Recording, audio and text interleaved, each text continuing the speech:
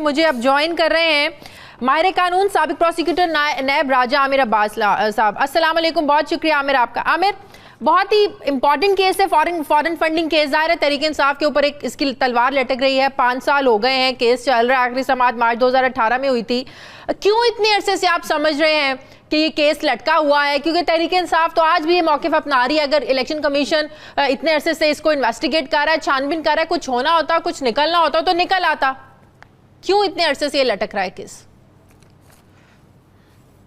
देखिए, ये काफी अरसे से इसमें मुतफरिक दरखास्तें दी गई थी जिसको डिसाइड नहीं किया। अब 10 तारीख जो उन्होंने दी है, एक ये बड़ा अजीब सा कॉन्सेप्ट शायद दे दिया गया है कि 10 तारीख को गालिबन कोई इस केस का फैसला हो जाएगा कि जो कि कतन दुरुस्त नहीं है, उनकी मिसलेनियस एप्लीकेशंस हैं, उन दरखास्तों पे फैसला होगा, उसके केस चलेगा। अब इस पे जो मुस्लिम लीग नून का आज भी मैं कहीं पढ़ रहा था कि उनकी तरफ से शायद इलेक्शन कमिश्नर को एक लेटर लिखा गया है, शायद एहसन इकबाल साहब ने, कि जनाब इसको case day to day basis पे चलाया जाए। अब ये अर्जेंसी वो होती है कि जो कि इलेक्शन कमीशन को किसी तरीके से कोर्स करना या उसके ऊपर प्रेशर डालने के मुतरातिब होती है। ऐसी सूरत हाल में अगर इलेक्शन कमिश्नर प्रेशर में आते हैं तो मुमकिना तौर पे पीटीआई शायद इलेक्शन कमीशन पे, जिनके खिलाफ ऑलरेडी कमिश्नर पे एक रेफरेंस भी वो फाइल गालिबन कर चुके हैं, तो वो अपना अदम एतमाद भी जाहिर कर सकते हैं कि क्या वजह है कि अब आखिर में आके जब उनके 2 से 2.5 माह रह गए हैं रिटायरमेंट में, तो वो इसको अगर डे टू डे बेसिस पे चलाते हैं। अब जहां तक रह गया फंडिंग की बात, तो ऑब्वियसली उस पे ये कोर्ट जो उनसे है फैसला देगी। इसके बाद इससे आगे की अदालत में जाया जाएगा और वहां पे कितना टाइम लगता है, 6 माह लगते हैं, साल लगता है, 1.5 साल लगते हैं, 2 साल लगते हैं। उसके बाद इसका हतमी फैसला होगा कि ये फंडिंग्स कहां से आई थी, इनका क्या नतीजा आया। इसके नतीजे में इवन इफ अगर प्रूव होती है तो क्या वो फंड्स को मुंजमद कर दिया जाएगा, फ्रीज कर दिया जाएगा। मैं आपसे पूछना चाह रही हूँ, अगर साबित हो जाता है कि इलीगल सारी फंडिंग हुई है, बड़े पैमाने पर ये सब कुछ हुआ है, तो क्या एक्शन होगा? ये सारी जो रकम थी, पैसे थे, ये जब्त हो जाएंगे?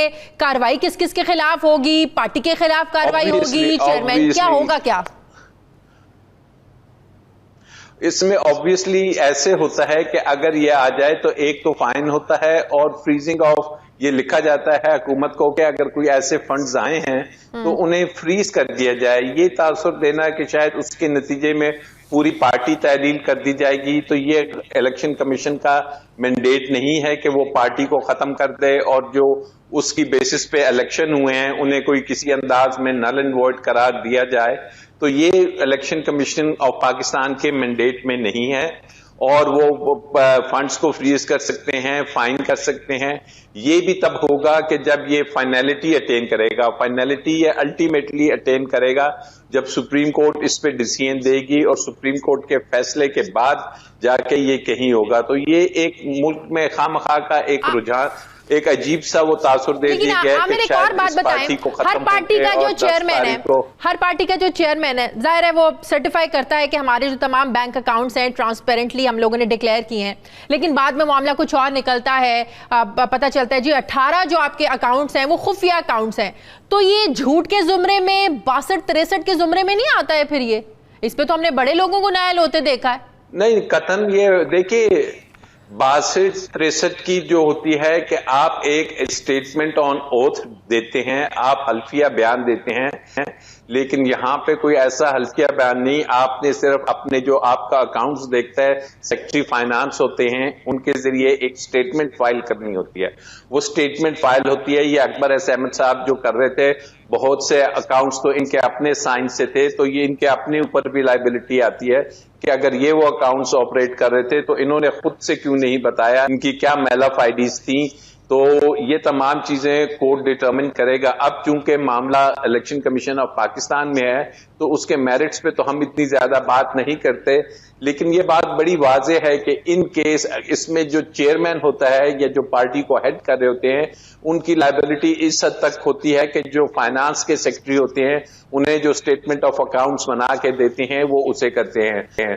तो अगर उसमें कोई चीज मिस हो जाती है तो फिर उसमें यही रखा गया है, और खासकर जो इलेक्शन के लॉज 2002 के थे उसमें था कि जनाब आप वो फोरफीट करेंगे, जब्त करें और फाइन कर सकते हैं, लेकिन ये कहीं नहीं है कि पूरी पार्टी को आप तहलील कर देंगे या उसके नतीजे में जो जनरल इलेक्शन हुए हैं। लेकिन इलेक्शन कमीशन का जो एक्ट 212 है वो कहते हैं कि उसके तहत पार्टी को वो कलअदम करार दिया जा सकता है।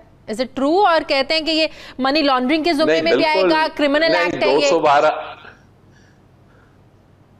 नहीं, 212 में उनको पावर्स दी गई हैं, लेकिन अगर हम उसके साथ साथ कॉन्स्टिट्यूशनल प्रोविजन पढ़ें, गालिबन आर्टिकल 225 है या 252 है, उसमें लिखा हुआ है कि किसी भी इलेक्शन को इस अंदाज में नल एंड वॉइड नहीं करार दिया जाता मां सवाए इलेक्शन के जो ट्रिब्यूनल्स हैं वो टाइम गुजर चुका है। तो ये अगर मनी लॉन्ड्रिंग किस किस्म की है, मनी लॉन्ड्रिंग का अलहदा से एक्ट है, फिर उसका एक ट्रायल होता है, उसका ट्रायल होगा, अदालत में वो केस चलेगा, उसके बाद अपील होगी, फिर जाके मनी लॉन्ड्रिंग की कोई बात आ सकती है।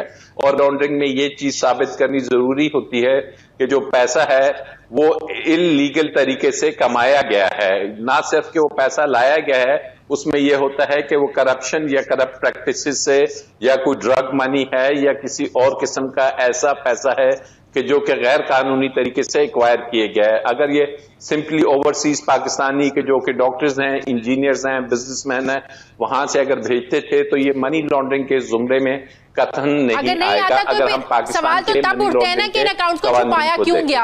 आमिर, सवाल तो तब उठते हैं ना कि अगर ये गैर मुल्क हमारे जो पाकिस्तानी है, तारकीन वतन है, वो भेज रहे तो फिर तो आपको शो करना चाहिए था ना, फिर आपको छुपाना नहीं चाहिए था।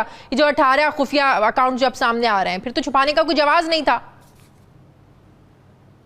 आप दुरुस्त कह रही हैं, अकाउंट्स को बिल्कुल नहीं छुपाना चाहिए था, लेकिन अकाउंट्स अगर सामने नहीं आए तो अदालत देखेगी इसमें मेंजरिया क्या था, गिल्टी इंटेंशन क्या थी, आया वो अकाउंट छुपाने से कोई पर्पस सॉल्व हो रहा था या वो अकाउंट्स जो कि इनके फाइनेंस सेक्रेटरी और जो पार्टी के वो है हायरार्की है उन्होंने देना था और उन्होंने नहीं दे पाए या मिस हो गया। तो ऐसी सूरत हाल में अगर साबित भी हो जाता है, मैक्सिमम यही होता है कि जनाब अकाउंट्स का जो पैसा है उसे मुंजमद कर लिया जाए, उसे फोरफीट कर लिया जाए, और अगर कोई फाइन करना है इस जुमरे में वो कर दें। लेकिन दोबारा से मैं रिपीट करूंगा, ये कहीं नहीं लिखा कि अगर जनरल इलेक्शंस हुए हैं, क्योंकि इसमें आवाम जिन्होंने अपने वोट्स दिए हैं उनकी वोट्स की जो उनका एक उन्होंने अपनी अंदर से एक रास्ता चुना है उसको कतई खत्म नहीं किया जाता कि जनाब अच्छा। जो पब्लिक का व्यू आया है, ये जो पब्लिक की चॉइस आई है उसे खत्म किया जाए। आखिरी सवाल, इलेक्शन कमीशन वजीर आजम को एज ए पार्टी चेयरमैन बुला सकते हैं ये पूछने के लिए कहां से आए, कैसे आए, छुपाया क्यों गया, वजह क्या थी, पूछगछ के लिए बुला सकते हैं वजीर आजम को? देखिए, पूछगछ ये जब होती है तो इसमें पूछगछ उनके लॉयर के जरिए ऑलरेडी हो रही है और पूरी पार्टी की हो रही है। तो जो भी बात होगी उनका जो लॉयर पेश हो रहा है वो अपने एफिडेविट्स भी देगा, वो जवाब भी देगा, और मैं नहीं समझता कि ये केस को अगर ये इस तरीके से तमाम जो उनकी एप्लीकेशन है और यूरिसडिक्शन की बात है और जोन से कवानीन होते हैं, तो इलेक्शन कमीशन को जो प्राइम मिनिस्टर हैं उनको डायरेक्ट गालिबन वो कॉल नहीं करेंगे और ना ही कोई ऐसी जरूरत पेश आएगी कि प्राइम मिनिस्टर को कॉल करके अदालत में इस अंदाज में इलेक्शन कमीशन में खड़ा किया जाए कि जनाब आप बताएं। जो कुछ भी पूछना है उनके फाइनेंस सेक्रेटरी जो पार्टी के हैं और जो पार्टी के काउंसिल हैं, जो लॉयर हैं, उनके जरिए बातचीत होगी।